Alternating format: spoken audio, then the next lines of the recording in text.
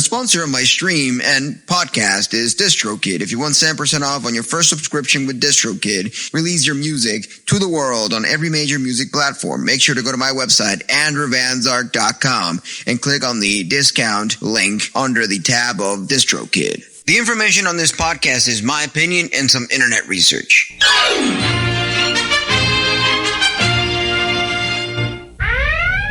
This is a communication channel. We're picking up a faint but persistent signal. Greetings, spacefarers. This is Andrew Van Zark, coming to you live from Galactic ChatWave Radio, broadcasting from the far reaches of the station's gamma ray. Settle in, grab a cup of Rocked Gino, and get ready for a stellar transmission. Alright. Well, I recently just watched, as a Star Wars fan, for the first time, the Star Trek film from the 1979. This actually came out a few years later than Star Wars. So, when this film came out, people were actually a little bit influenced with what Star Wars had thrown into the table. So, that is something that we could take in consideration here and there. And as a Star Wars fan, I've seen Star Trek before. I saw the Kelvin films back in 2009 and whatnot. And at the same time, I did saw on the pandemic a huge chunk of the original show of Star Trek and a little bit of Deep Space Nine. Hey, ChatWave, how you doing? Hey, what's up, Pat? What's up? So, is this Trek Wars or what is it? Trek Wars. That was just my way of saying that my show will sometimes have a little bit of Star Trek here and there. I think that should be the name of your sci-fi book club. Yeah, Trek Wars. That's it. I actually, since my Spotify account for my podcast can actually have multiple shows under one account, I think I should have a secondary account where it's called Trek Wars, you know? Saying that because the minute I saw your image of Trek Wars, ChatWave, I got deja vu because a long time ago, in a galaxy far, far away. No, this isn't a joke. Okay, sorry. I had deja vu. I was on Twitter. And I was scrolling. I remember I saw something called Trek Wars, and it was a podcast. And I heard your voice. I didn't know you. I didn't know who you were. We never met them. But the minute I saw Trek Wars recently from you, that told me that a couple years ago, I foresaw this. Deja vu. Talking to each other, I felt like I knew you already, even though we didn't really know each other. It was meant to be, you know? Just like how I accidentally had placed, you know, I like listening to a lot of 8-bit music. So I put a lot of 8-bit music on my radio station. And I grabbed this one artist called 8-Bit Universe. And I said, you know what? I'm not going to discriminate with his music. I'm just going to put everything he has on my station. Turns out, in between those songs, there was the original Star Trek theme in 8-bit. And I was like, I did that maybe a month ago. And I still wasn't thinking of adding Star Trek to the show. So that was it was meant to be.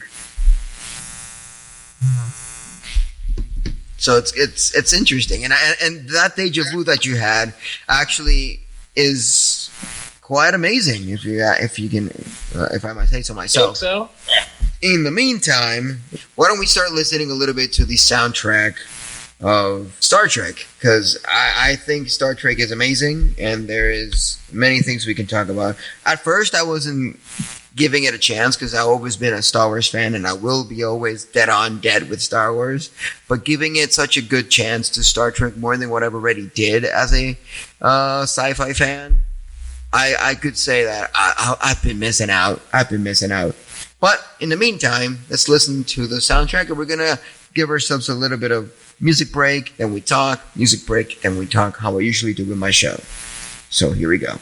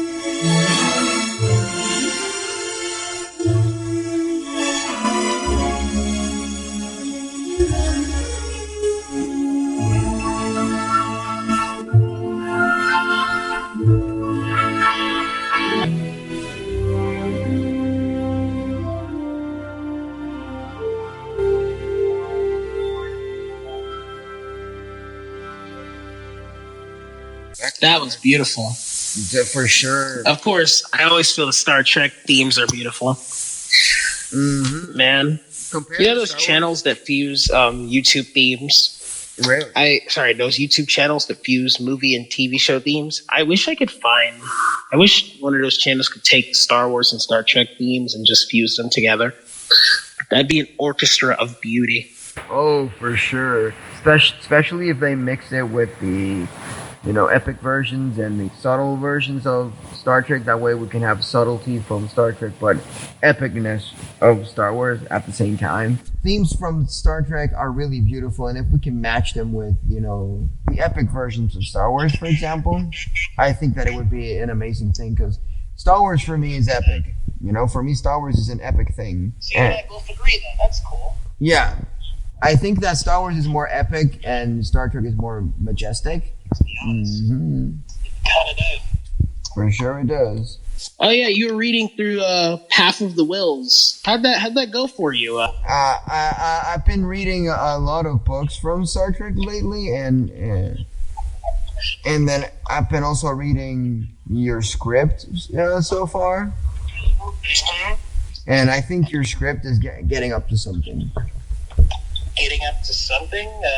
What does that mean? Is it building up to something? Is that what you mean? What I mean is that it has good ideas, and I think this could already be polished to just getting to production if you wanted to. Oh yeah, well, thanks. I'm happy to hear that. You have any criticisms? Because I'm open to that too. At the moment, as I've read, I've had such a great time that I haven't had the chance to, I would have changed this. No, I think that the way you're flowing as a fan, it's giving a good sense of, you understand Star Wars, you understand what George Lucas did, and this is my idea. Oh, it's more of me building up. Spoke the blunt. Wow. But that must have sent her down a whirl of experiences. No, she said when with Doctor Strange, she's like transporting and all those colors come up. Yeah. Her brain mushed. Her brain mushed. That's hilarious. She was like, am I watching Doctor Strange or am I watching an acid trip? Yeah, kind of both. No, the irony is that many of the writers of Doctor Strange in Marvel Comics, it's said that they were on acid trips when using the insane concepts they were using. Oh, really? You don't say. Yeah. Oh no, that makes more sense now. It makes more sense how Doctor Strange is. He's literally strange. Oh yeah. That's the idea. I'm a long time huge Doctor Strange fan in particular. I'm a fan of many characters, but Doctor Strange is high on my list. And the appeal of Doctor Strange is it gives you an idea, ChatWave. It gives you an idea that your perception of reality is one of infinite realities, and what you believe to be real and fake is really just subjective to that particular reality. And the minute you open your mind to infinity, you see the truth of existence. And it goes beyond mortal perceptions. You start seeing beings you can't comprehend, and you start seeing infinite layers of reality. You start seeing other yous around, multiverse stuff. You start opening your mind to mysticism or godhood. And the reason why I say godhood is because mysticism translates to connection with the divine. That's what mysticism is. So when Doctor Strange is learning magic and mysticism and learning about the different dimensions and portals and astral and eldritch gods and all that stuff, he is connecting with the divine. He is becoming a mystic. Right. That's what mystics do. Yeah.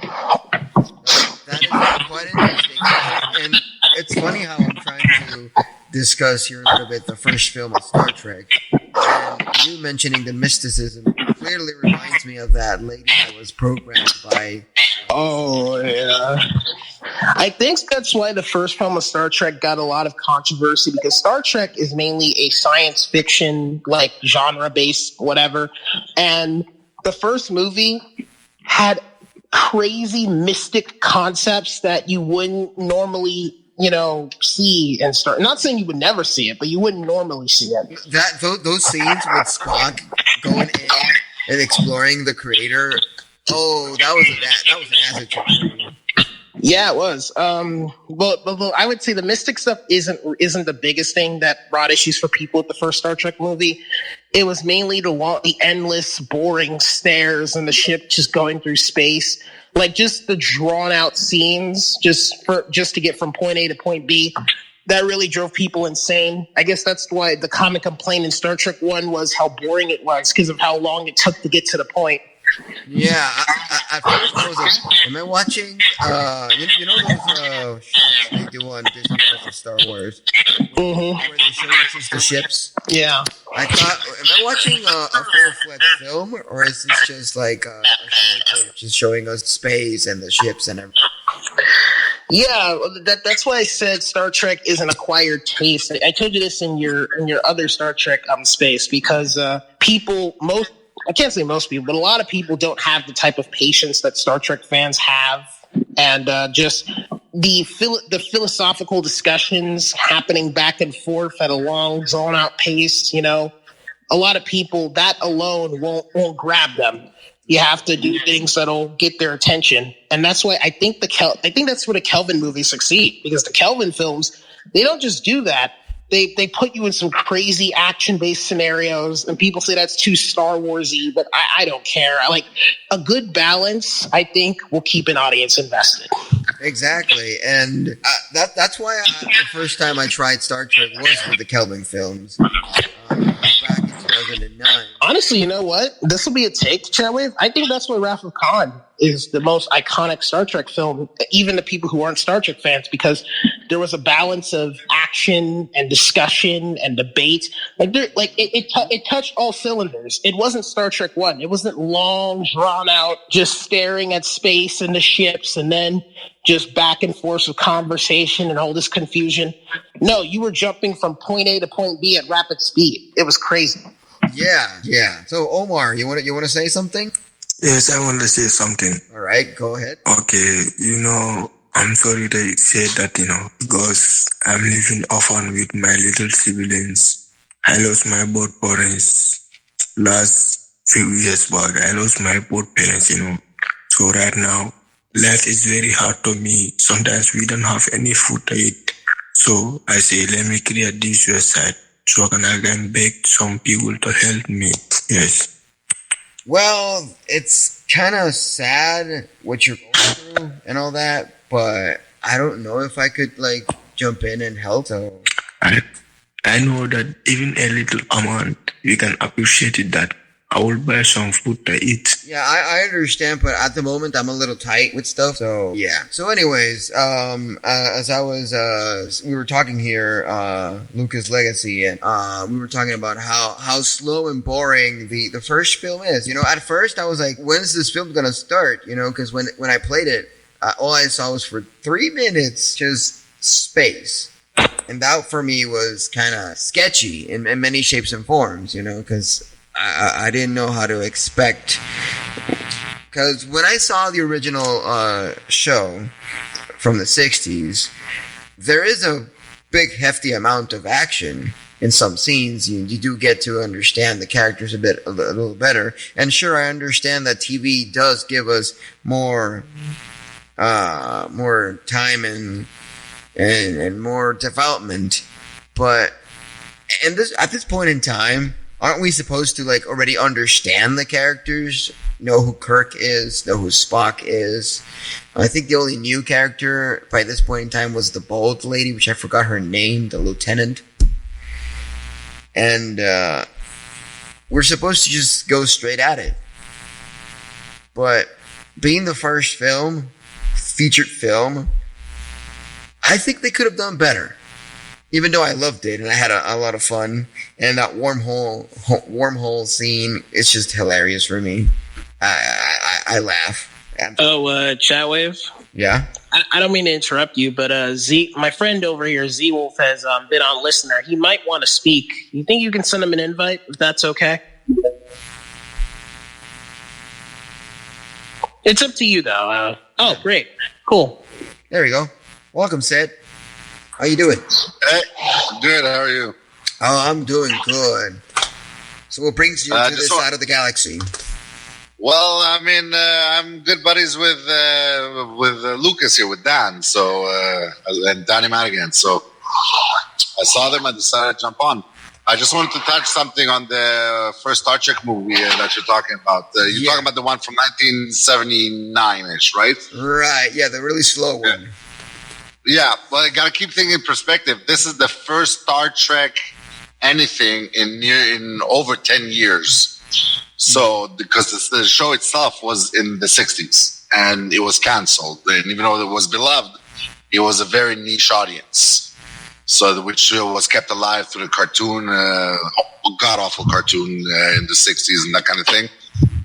So, that first Star Trek is the first appearance in over a decade that people had a taste of it. And they were basically, yes, you're right, the TV had more action, had more fun, but it's not necessarily a given that the wide audience would actually know who Kirk is, would know who all these guys are. So it kind of was sort of like a reintroduction for new audience, new generation kind of thing. But yeah, you're right. No, that movie was slow as hell. It was watching grass grow. Mm-hmm. It was literally like watching grass grow, and I think the action speeds up once Spock tries to understand the creator and tries to fly away in the spacesuit. That's when the action actually builds up. But before that, it's really a lot of talking, and it's really slow. And this is why I think Lucas Legacy told me, even though I've seen them, but I don't remember much, to go watch first the Kelvin stuff if you're a really huge Star Wars fan. Star Wars fan or Star Trek fan? Star Wars. I'm a huge Star Wars fan since forever. And he told me, watch the ones from J.J. Abrams, because he has more like a Star Wars vibe to it. Well, yes and no. I mean, look, the original Kirk, the old Star Trek movies, with the Kelvin thing aside, they suffer from the odd number curse. So basically, every odd number, the movie's crap. Right. Every even number, the movie's good. Really? Oh yeah. Yeah, that's a common notion among Star Trek fans, that the odd number films aren't the best, but the even ones are good. Which is it's kind of funny, Z Wolf. The odd ones, emphasis on the odd, or the bad ones. The even ones are good. Isn't that kind of funny? It's not that they're bad. Like they're trying to do okay, here's a philosophical movie wrapped in space. And then the audience gets kind of bored. And then they give you the goodies, like the action-oriented, the more Star Trek battles type of thing. And the audience goes, oh, nice. You should balance it out. I think if you balance them out in each film, more people would accept it overall. Oh, 100%. But there is battle in the other one. Like, for example, Wrath of Khan, obviously, it's all about battle of wits. Yes, and I'm excited for that one. Oh, you're gonna love it. I mean, I can't speak for you, but like I love it. ChatWaves. Watch ChatWave. You are in for a show. That's all I'm gonna tell you. I think I've seen like the half end of it on HBO on traditional TV, like cable TV. So that's why I'm excited to watch the whole thing. And also, Wrath of Khan is a direct consequence of the TV show from the 60s. Oh. So in the TV show from the 60s, Khan is there. Oh, yes. So it kind of predicates on events that happen on the show. The third one, there is battles. It is kind of cool here and there, but it's like a little bit of a downer. Even though it has the most, not that it has the most iconic line, but like it has, it's on the lower side. And then you have the fourth one with the Voyage Home, which is arguably the best one of the Kirk era. One thing that I've been kind of curious, I don't know why my HBO Max account keeps recommending me Nemesis. I love Nemesis. I think it gets a bad rap, but I love Nemesis. My HBO is like forcing me to watch it.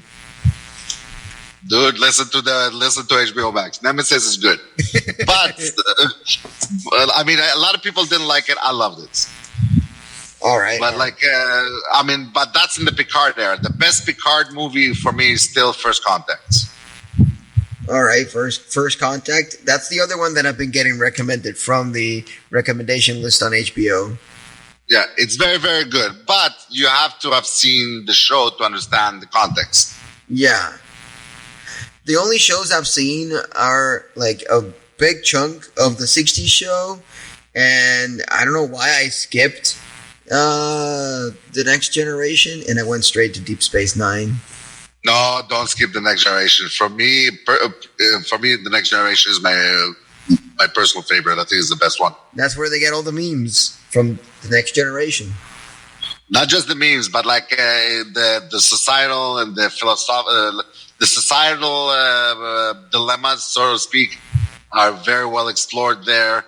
The theoretical physics that are discussed there are like much more. It's much more enjoyable. Like it's kind of like the original Star Trek, but on steroids. It's very, very well done. And you have the captain that's more of a philosopher type of mentality as opposed to a cowboy mentality. Mm-hmm. So you have different. I'm trying to say stuff without actually saying stuff. So, but I highly recommend it. What I've noticed of the small clips I've seen on YouTube, that Picard tends to be more centered and more focused, and Kirk is like, "Do it. I don't care. Just do it." Exactly. Like Picard is more even keeled. Kirk is more cowboy. Yeah. He doesn't care about the consequences. Just like how he almost in the first film, he said, go to Hopper Drive. I don't care. Go. And then they ended up in a wormhole and they almost got destroyed by the asteroid. Which is why the movie Star Trek Generations is a nice little passing of the baton, because it's the movie with Picard and Kirk. Ooh. The two best captains in there. Exactly. So you have the difference in ideology, and you have kind of like a clash of captains, and then like a team up and that kind of thing. It's really well made. Yeah. The only captain so far of what I've noticed and seen that I haven't have a good grasp is Cisco. Cisco, he's kind of like, I mean, have you seen the entire Deep Space Nine show? Well, only until the baseball part. Baseball part, there's many episodes, I think, with the baseball thing. The last thing I remember is seeing them play baseball. That's the last thing I remember. Maybe it was the first time they played baseball. Okay. That's a little bit deeper down the line. I think it's like, what, season 4? Yeah. There's quite a bit more to watch. But basically, Cisco starts as a lonely, depressed type of soul, and then all of a sudden finds himself, and then obviously the whole Bajoran thing took it to the next level. But he's the Zen type. Yeah. He tries not to cause too much mayhem. Yeah, I mean, he's supposed to be the peacemaker. That's what I've been noticing. Like, he's like, oh, nope, I'm not doing that. That'll cause too much problems. I'd rather just stay behind and not deal with anything. But it does take on a way different tone as soon as the Dominions is introduced. That's when Deep Space Nine really starts to shine in terms of action, in terms of like plot development and twists and that kind of thing. Yeah, I think it's the first Star Trek show that is not necessarily episodic. Oh, okay. I see what you mean. And so Star Trek Next Generation is mostly episodic, but some things do come back later on. So there are callbacks. So it's still episodic, but not as much as, let's say, the original Star Trek. Right. One funny thing I wanted to mention, because my favorite race in the whole franchise are the Klingons. As a geek myself, I did ended up buying the books to learn the language. You're gonna love the Next Generation, then. Yes, I'm all for the Nukanaks. I don't speak Klingon, so I don't know what that means. That means, what do you want? Because Klingons don't say hello. Klingons are the most strongest and most feared race in the whole galaxy. So they're like, we're not going to say hello. We're just going to ask you, what the hell do you want? Yeah, so you're going to love Star Trek The Next Generation, and then the later seasons of Deep Space Nine, you're really going to love it. Ooh. Where there's Klingon, I'll be into it. Just like on Star Wars, I'm into the Sith a lot. Yeah, no, you definitely going to love it. So I highly recommend, before you complete, I mean, it's not that one depends on the other, but like there are certain aspects of the story, especially when the Klingons come into play, that depend on the Next Generation. So I highly recommend you watch the Next Generation. So I'm gonna have to. Or continuing. I'm gonna have to. And as a side note, since as Lucas Legacy knows, my space gets rebroadcasted on my radio station. So I have a bumper that I actually created myself based on the Next Generation. I did like a whole little small 30-second skit of someone interrupting on the transmitter, and there was like the alert, and then I literally used the bumper sound when they would go to commercials in the Next Generation. Nice. And I did the voices myself. Very nice. Yeah, and it's inevitable. Everything is leading up for me to watch the Next Generation. Dude, you gotta. If you need somebody to watch it with, I don't mind watching. Assuming I have the time, of course. But I would love to watch them again. Ooh, for sure. For me, it still holds up. Oh, for sure. It does hold up. And lots of people that have been watching Star Trek as long as I've been watching Star Wars still say that that's where the TV versions and where they were the best.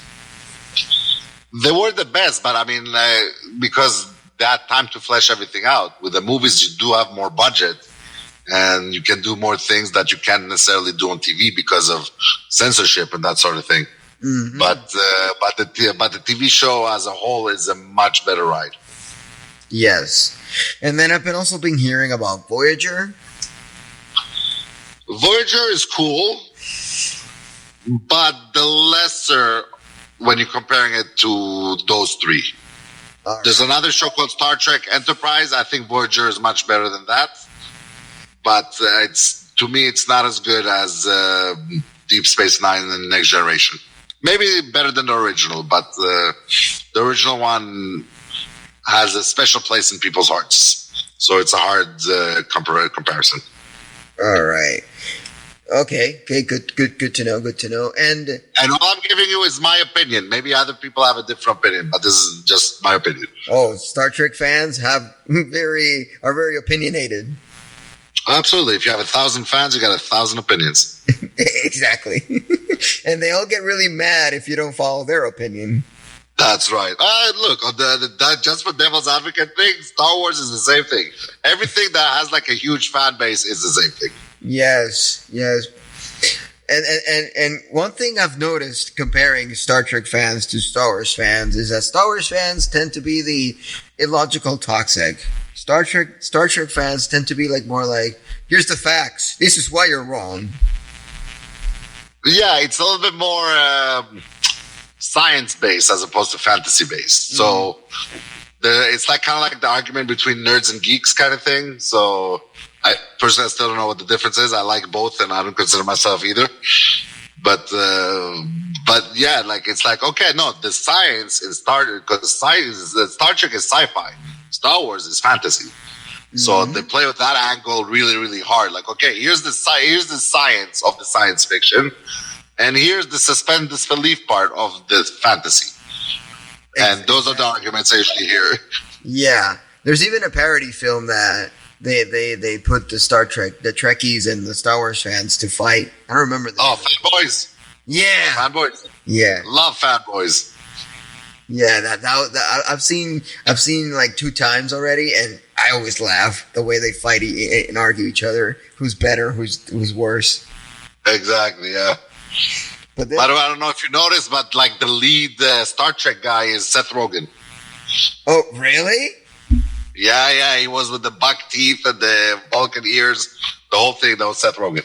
Oh, no wonder it was so funny. Yeah. Yep. And as a side note, also here, you know what's funny? I've always been a Star Wars fan since I was a little kid. My first ever interaction with a video game, space related, was the Super Star Wars for the Super Nintendo. And you guys are young. Yep. and then the thing is, I had this spaceship that my dad bought when I was a little kid on the corner of my room this whole time. And I'm like, in the pandemic, I went to my old game room. I went to the part where I have all my old toys, and I started staring at that spaceship, and it turns out it was the USS Enterprise. Which one? I think the second one. No. You see, that's where you're still a Star Wars fan instead of a Star Trek one. Because the Enterprise. Sorry, I'm fighting a cough. The Star Trek serial numbers, quote unquote, is like what is it? 1107. Like that's the number of the ship. But then there's A, B, C, D. Oh yeah. Okay, I see what you mean. So I at this point, at this moment, I wouldn't be able to tell you which one it is. But if you say second one, like as in the Next Generation one, or as in the second one, the second Kirk one? I think it's the Next Generation one. That means it's D. Oh, it's D. Because I've been staring at it, trying to compare it to the internet versions I find, and it looks really similar to the Next Generation ones. So I think it has to do with that. Because then again, it was bought in the 90s, so. Yeah, I mean, you did. I think you still had retro games or that kind of thing. I mean, the toys. I mean, but it's not really my strong suit. But yeah, if let's say it's based on Next Generation, because the Enterprise is a series of ships. I think by the time all of the movies end, you already have like the Enterprise E or something like that. So the TV show is the D. The original Star Trek one is like there's no letter, and I think in the movies it started becoming A. So right. B and C are like because there's a difference of a few hundred years between Kirk and Picard. So the B and C was in between in the time frame. Right. Now it all makes sense. Yeah. Give me 1 second. I'll be right back. 1 second. I'm sorry. All right. No worries. All right. So in the meantime, now that we have here a break, why don't we listen to a little bit more of some Star Trek music? And now that we're talking about the Next Generation, why don't we get ourselves started with some Next Generation music here? We're gonna go with. I think this one could be a good one. No. Let's play. No. I'm gonna go search here again. Let me get Next Generation. And okay, there we go, by Jerry Goldsmith. Perfect. That's right. And here we go. We're gonna listen to First Attack. So let's get it. Let me grab the cable to rebroadcast the sound to the space. And here we go.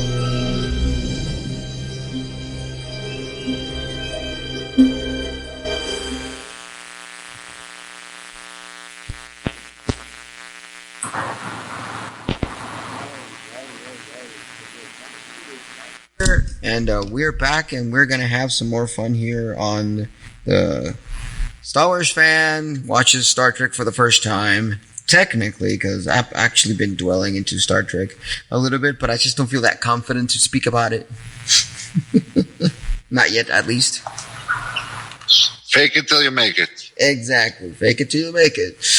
Because I can talk on end with Star Wars and with another series that I like a lot, Spawn. But with Star Trek, I'm still a baby when it comes to Star Trek. That's okay. I'm still a baby. I'm no Trekkie by no means. No Trekkie. For me, Star Wars is just the movies. I haven't seen any of the cartoon, the spin-offs, anything like that. But I'll talk a good game. Oh, I think the Disney Plus stuff, it's not the best, but it sure keeps the true hardcore Star Wars fans like having something to watch. Z, dude, you said you haven't watched any of the cartoons or anything? Yeah. I mean, I get a glimpse here and there, but nothing. Z, take me up on this one. You'll probably say no, but how would you feel about binging the Clone Wars with me? You're in for a treat. Nah. Ah, fucking hell. Fine. Damn it. No, I like the movie. I like the movies. That's get with them all, ChatWave. It's off topic, but like I watched all of the movies, and yes, when the topic shifts, so I will come back to this conversation. Let's put it this way. But I'm a fan of Star Wars, just not hardcore fan, not like that. Yeah, not like you're gonna delve into every single detail to the point that you can go to a trivia show and answer the most obscure question.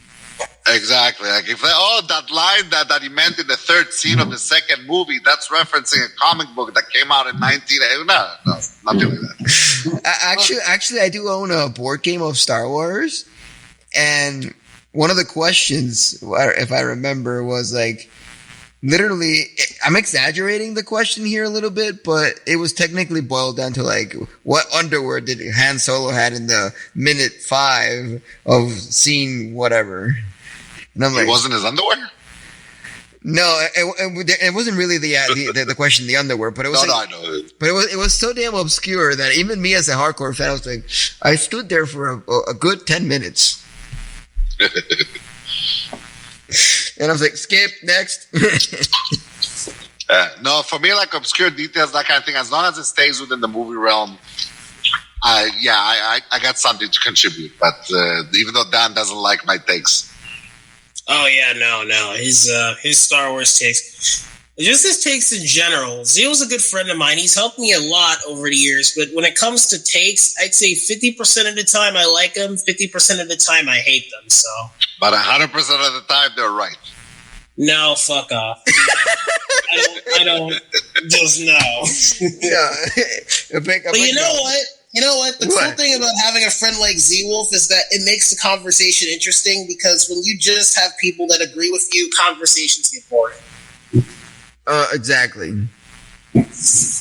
That's something that I like about most of the spaces that you guys are always in. That's why I always try to tune in and listen, because you guys always have something interesting to say, to the point that I always end up doing like the cats from Puss in Boots. Ooh, spicy. Yeah, when too many people agree with me, I feel like I'm just looking at the mirror. I'm just looking at a reflection, and it drives me crazy. I'm like, am I actually talking to another person? Yeah, that being said, every conversation that we have, even though we butt heads a lot of times, it's all in good faith. Like, it's like a legit conversation. It's not just to troll or anything like that. There's actual substance involved. Yeah, I remember like a few spaces ago that Lucas Legacy had a feud. I don't remember with who was it, about multiverses, and it was so hardcore to the point that the space ended right there. Oh, that was everybody. No. For context, to clarify, I wasn't. I didn't bring. I have a deep multiverse obsession, and for some of my friends, they hate my obsession. But in the conversation, I wasn't talking about multiverses. I was just talking about casting in movies and criticizing how Hollywood, Hollywood is basically, they have these contracts with actors. So when actors can't be around for a movie or show and they have like a universe going on, they try to limit what they can do with their products based on these contracts. And I'm like, if they just recasted characters regardless of the situation, it doesn't matter, if you don't have a contract with an actor to show up for this particular thing, you could still use the character. And what I was saying was that you don't have to fire the actors you already have contracts with. You could just hire other actors to play the same characters in different projects, regardless of what you're doing. Now, graphics, the person who you're talking about, who went back and forth with me, he interpreted that as me saying that I don't want multiverses in movies, which I have a deep love for multiverses, especially in movies, so that's a fucking lie. So he basically started accusing me of saying something I didn't say, went back and forth with me, he started gaslighting me, and he had me confused to the point where I wasn't sure what I said, because he was fucking with my mind. So out of anger, I needed clarity. So I ended the space and I went to look at the recording to know exactly what I said. And when I found out, when I was reminded what I said by looking through the recording, I realized that graphics just was fucking with me and tricking me into thinking that I said what, he accused me of. So I was furious about that. But Dan, just for the record, I'm all fun for like swearing and that kind of thing, but but Galactic said that it's also going live on a radio show. I know. Oh, but I'm the owner of the station, and Yeah. I have it marked as explicit just because I always say a few curse words here and there, or I get into a feud or something. When I first did that Last Jedi discussion with you about Luke Skywalker not being a jokester and everything, I wasn't sure what the parameters were, ChatWave, so I tried my hardest not to say a single curse word. You also had a person on here that was on the set of Book of Boba Fett, like they were on a Disney production. I didn't know if this could ruin your image or anything, so I tried my damnedest not to curse. But over time, I realized you most likely didn't have a rule against cursing. Nope. So, I think I heard you curse maybe once or twice. So I realized, okay, we're cool. So I've actually talked about hentai to a really detailed degree. So yeah. Once I realized there's not that many restrictions in your podcast, I decided to not, censor myself. But if that wasn't the case, I would have continued trying not to curse. Yeah, and yes. So this is a regular periodic thing. You run a podcast. I run a podcast every Monday, Wednesday, and Friday. And it goes straight on my radio station called Galactic ChatWave Radio. The station can be downloaded on Google Play or App Store, or it can be heard on the website. And nice. I'm a big fan of creatives, man. I'm happy you're doing this. I'm happy to meet a fellow creative. Yeah, and I rerun my show every now and then, pre-recorded on the station. And I also run it on Blast Radio. Which, if you guys are interested, Blast Radio has the most intricate thing. Like, that to build a traditional radio station, you need a big antenna, you need a lot of equipment to transmit all that signal and all that. Blast Radio, what they did is they summarized it all in a microphone, that the microphone has the antenna built into it, like a Wi-Fi antenna, and you can do online radio straight from the mic. You just press the red button and you're already broadcasting to the world. Nice. And it was meant for those people that want to have like a simple stream, but don't want to worry about cameras being fancy and all that. Very nice. Yeah, and what I've seen so much on Blast Radio is like DJs like showcasing their sets. Oh, very nice. We know a few musicians. Dan is a filmmaker. Ooh, I'm actually, before being all into this radio stuff, because I studied radio and I have a diploma on radio production. What I actually am a huge person of is music, and what I do is a lot of video game inspired music. Nice. I used to do a lot of drumming stuff because I started learning about music through the drums, and I was into the rock, the metal, the jazz, and all that kind of stuff. But then once I was really into the radio stuff, I got called so much to do background music for like radio hosts, and that drove me into the electronic world. Very nice. Mm-hmm. And so shamelessly self-promoting. Zeolf and I are filmmakers. I've already shown you like 3 of my scripts. I'm not just a scriptwriter. I work on films. Zeolf does too. And if the time comes, I'd like you to check out our stuff. Oh, for sure. I'll be interested in doing so. Cool. Yeah, and shamelessly promoting myself. June 1st, I have a new single coming out. Dude, if you don't promote yourself on your own podcast, you're wasting opportunities here. You should be plugging yourself.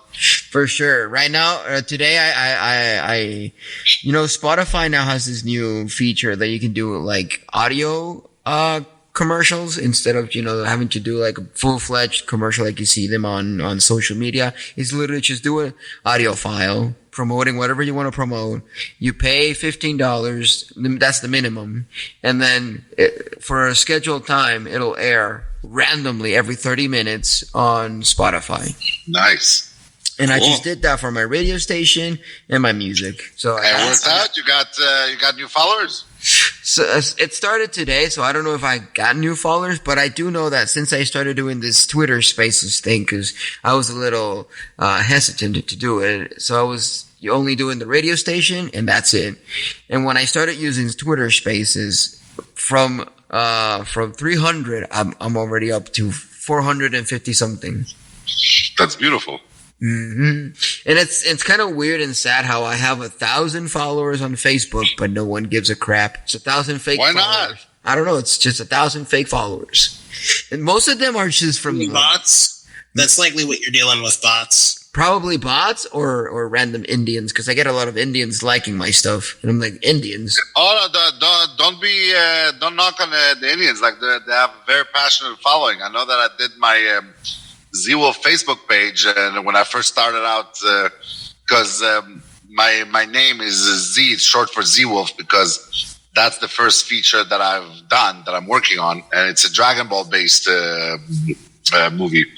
And there's a lot of followers from India that are just passionate about it. I used to do like live streaming, and people from India would always comment and participate. Okay, where's it coming out? What's going on? What's this? What's that? So it's a solid following. Nice. On my radio station, every time I check on who's following and who's listening, usually ends up boiling to Canada, UK, Japan.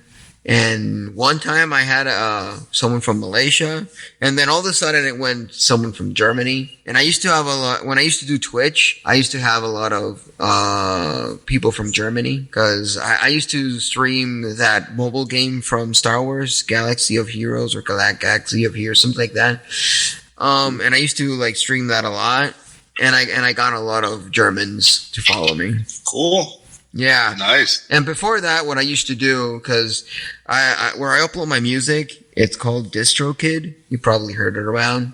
It's like the most famous one, for obvious reason. $20 for a whole year. You can upload as many music as you want to every major music platform, instead of like CD Baby, that you have to pay $90 per song. That's too much money. Yeah, a mutual friend of mine and Dan's, his name is Cashin.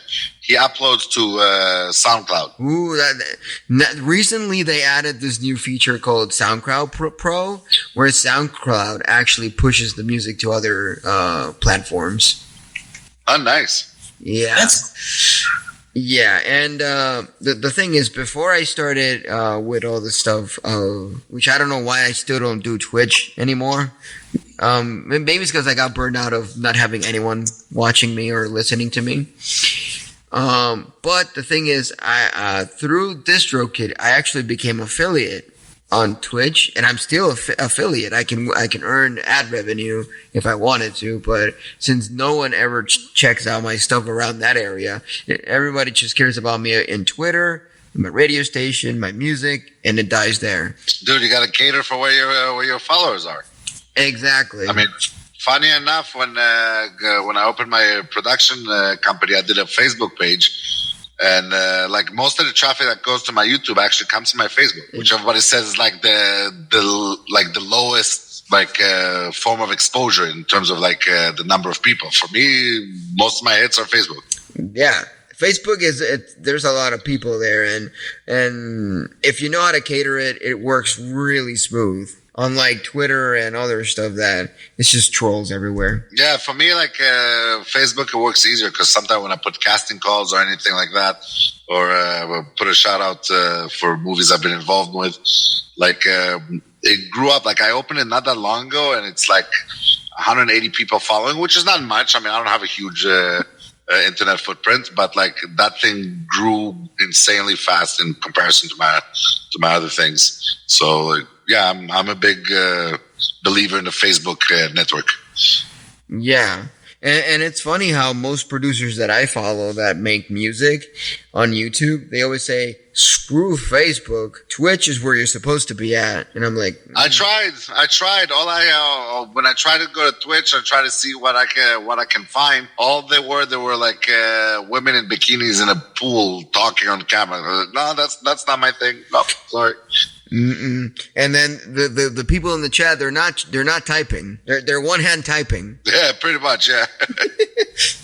They're one hand typing. They become masters of typing with one hand. Yeah. So that's why. And speaking about that, it's kind of sad because I've seen some of those hot tub streamers, and some of them you see their faces and they seem like ashamed in a way, or like depressed that they're doing this, but it brings them so much money. I mean, I know that Twitch was originally there for like game streaming and that kind of gameplay, that sort of thing. Oh, yeah, all right, pretty cool. And it just morphed into something else. So I kind of washed myself away from Twitch. Yeah, I wouldn't be surprised if it ends up being a PH thing eventually. Me neither. I wouldn't be surprised. But, yeah, but I've seen a lot that have this face, like, they seem depressed while doing it. Depressed or basically bored because it's easy money. Yeah, because it's hilarious how men would give money just to see some titties and ass. Like a bunch of money. You're not even seeing that. They're in a swimsuit. Yeah, but some of those streamers say, if you pay me this much amount, I'll send you through DM the link to my OnlyFans. Gotcha. Yeah, so it's like a gateway thing. Yeah, so some of them are using it as a gateway because most of them have in the corner, check out my OnlyFans. Yeah, no, I think I feel comfortable with my decision to kind of wash myself away from Twitch. Yeah, I'm like, what the hell's happening here? When I started watching Twitch stuff, all I wanted to watch was people playing my favorite games, which in this case was World of Warcraft, and people improvising music. Yeah, I mean, World of Warcraft, I used to play it back in the day, but it just kept getting so repetitive that it's like, why? Yeah. Why should I get the expansion pack so I can do the exact same missions at level 75 or whatever it is? Yeah, I stopped playing also like a year ago. I've been playing since I was like 16 or something. Oh, I haven't played it in like, I want to say about 10 years, 15 years kind of thing.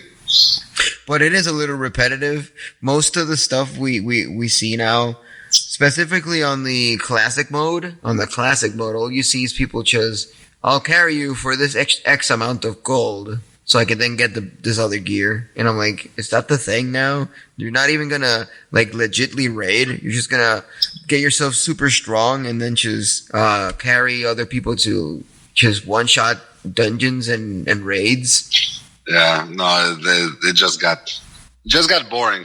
Because for me, I was on PvP servers, and people always just kind of bullied the weaker characters. Mm-hmm. And then all of a sudden, also when you want to go into raid, like, okay, you don't have the right gear, we can't take you. Yeah, but if I can't go in a raid, I can't get the right gear. So, I mean, I'll carry my weights, but like, let me join, you know? No, all right. Exactly. That's why after a certain point, all I was doing is joining RP servers and just talking in character. Okay. The last time I played Warcraft was when Lich King came out. Ooh, that's actually when I started playing. That's when I started. That's around that time. That's when I stopped. For me, that's the peak of World of Warcraft. After that, it went just downhill. So I quit just in time. Yeah, but there's one thing that they added. It's driving me to wanting to play it again, but I don't know if I would want to pay the $15 monthly again. But they added this new feature where they give you a level 0 character. It's like a what's it called? You know those games where like Fortnite and whatnot. Yeah. So they did something similar where they give you a level 0 character, and you don't choose what class that character is going to be. All you do is kill the mobs, battle around. It's like a big battleground PvP thing. And it's not even part of the World of Warcraft game. When you log in, it tells you, do you want to go to this mode or the actual game? And then you click on that new mode, and it's last man standing. and all you do is battle the mobs and do the big battle PvP. And as you go through, you start, and as you go through, yeah, as you go through, you start seeing your character level up, and then once that battle ends. I'm cutting out. I don't know if it's on my end or not. No, it's me. It's someone's calling me. So the thing is that once they, I'll be right back. You guys can talk while I'll be right back. Yeah, no problem. Do your thing. Still there?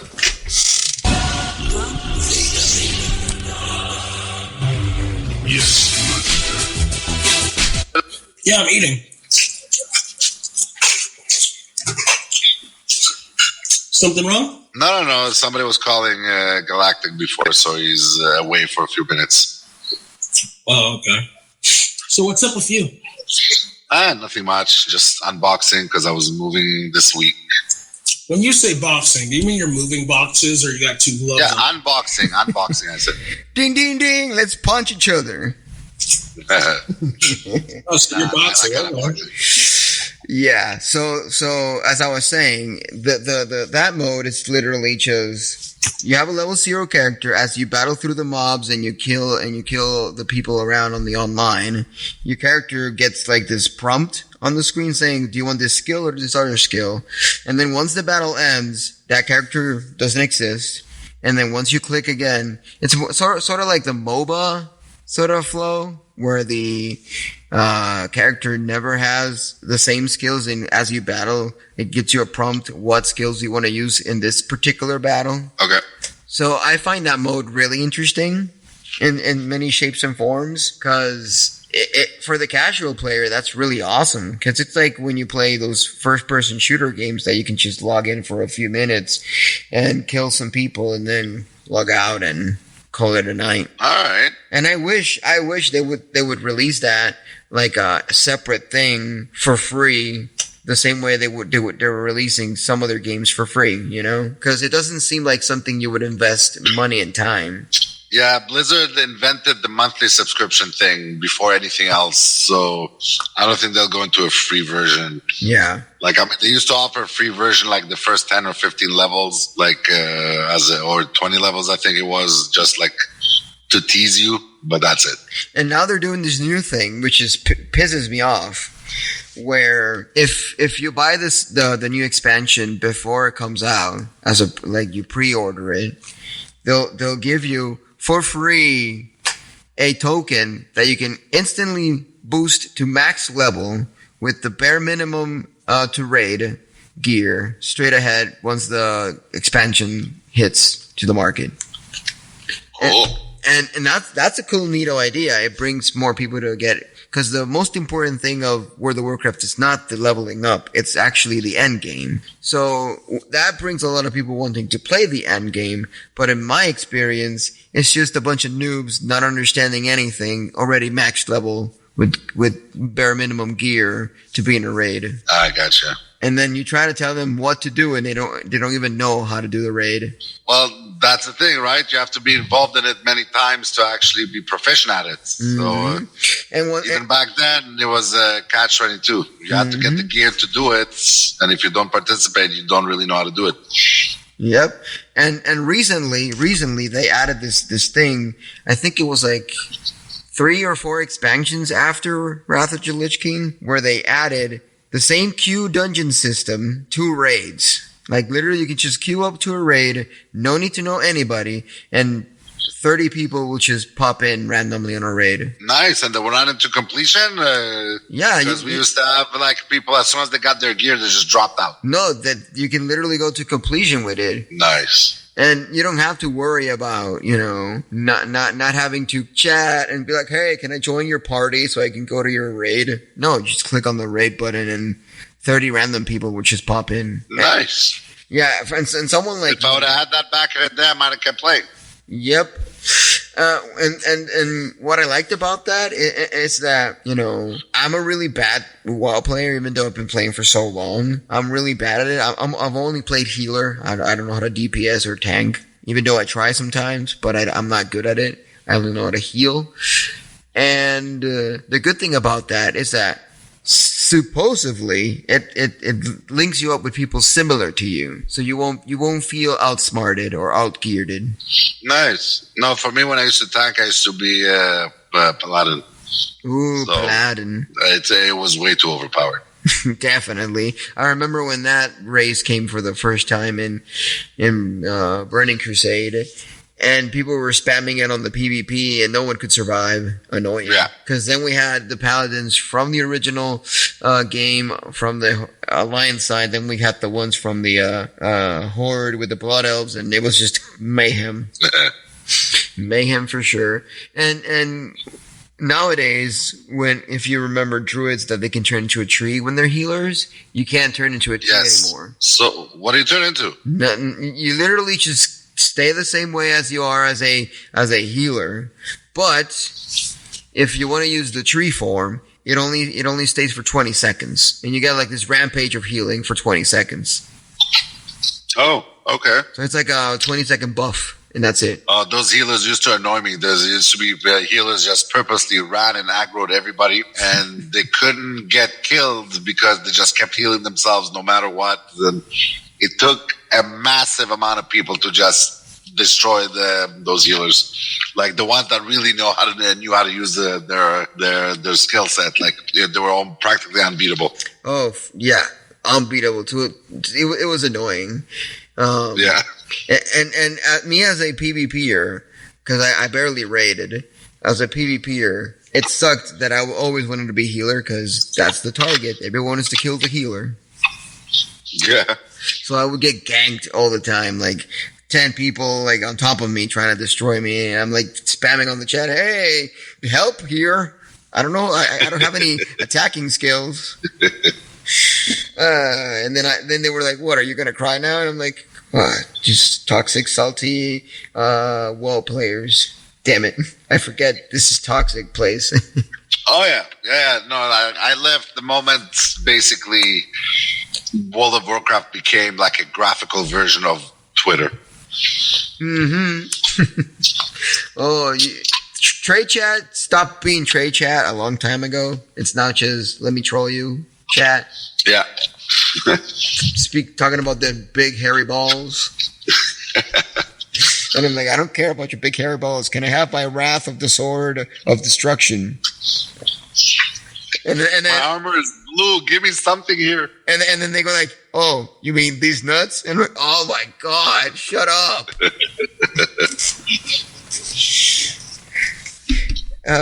Because I'm this type of WoW player that I'm always confused.